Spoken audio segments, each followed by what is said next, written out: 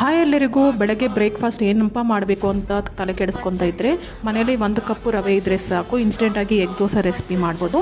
ಇದಕ್ಕೆ ಒಂದು ಮಿಕ್ಸಿ ಜಾರ್ಗೆ 1 ಕಪ್ಪಷ್ಟು ರವೆ, 1 ಟೇಬಲ್ ಸ್ಪೂನ್ ಅಷ್ಟು ಶುಗರ್ನ ಆ್ಯಡ್ ಮಾಡಿಕೊಂಡು ಈ ರೀತಿ ನುಣ್ಣಗೆ ಪೌಡರ್ ಥರ ರುಬ್ಕೋಬೇಕಾಗತ್ತೆ. ಈಗ ಮಿಕ್ಸಿಂಗ್ ಬೌಲ್ನ ತೊಗೊಂಡು ಅದಕ್ಕೆ ನಾವು ರುಬ್ಕೊಂಡಿರುವಂತಹ ರವೆ ಹಿಟ್ಟು, 2 ಟೇಬಲ್ ಸ್ಪೂನ್ ಅಷ್ಟು ಮೈದಾ ಹಿಟ್ಟು, 2 ಟೇಬಲ್ ಸ್ಪೂನ್ ಅಷ್ಟು ಗೋಧಿ ಹಿಟ್ಟು. ಮೈದಾ ಹಿಟ್ಟು ಆಪ್ಷನಲ್, ನಿಮಗೆ ಬೇಕಿದ್ರೆ ಆ್ಯಡ್ ಮಾಡ್ಕೋಬೋದು, ಇಲ್ಲಾಂದರೆ ಸ್ಕಿಪ್ ಮಾಡ್ಬೋದು.